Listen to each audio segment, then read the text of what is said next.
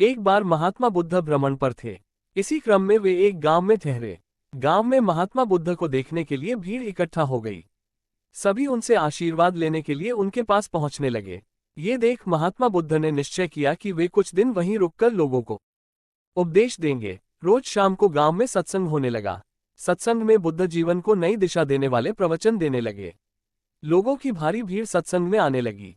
बुद्ध की वाणी में ऐसा सम्मोहन था कि उनके प्रवचन लोगों के सीधे दिल में उतरते थे, उनके जीवन को नया बोध देते थे। सत्संग में प्रतिदिन एक नवयुवक भी आता था। वो रोज बुद्ध का प्रवचन सुनता और घर चला जाता। ऐसा कई दिन से चल रहा था। एक दिन प्रवचन समाप्त होने के पश्चात वो युवक बुद्ध के पास गया और बोला, महाराज, मैं कई दिनों से आपके प्रवचन सुनने आ रहा हूँ, लेकिन यहाँ से जाने के पश्चात मैं अपने गृहस्थ जीवन में वैसा आचरण नहीं कर पा रहा हूँ जैसा कि यहाँ सुनकर जाता हूँ। इससे मुझे आपके प्रवचनों पर संदेह हो रहा है कि उनका मुझ पर असर क्यों नहीं हो रहा है। आप ही बताएं मैं क्या करूं? बुद्ध ने युवक को एक बांस की टोकरी देते हुए कहा कि वो उसमें पानी भरकर लाए। युवक टोकरी में जल भर कर ले आया। बुद्ध ने उससे उस टोकरी में प्रतिदिन जल भरने को कहा। युवक रोज टोकरी में जल भर कर लाने लगा।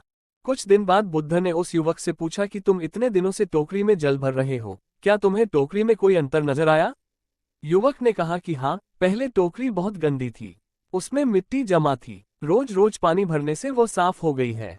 बुद्ध ने उस युवक को समझाते हुए कहा कि जिस प्रकार इस टोकरी में कुछ दिन जल भरने से इसकी गंदगी दूर हो गई, उसी प्रकार प्रतिदिन सत्संग में आने से एक दिन तुम्हारे जीवन के, तुम्हारे मन के सभी विकार भी दूर हो जाएंगे।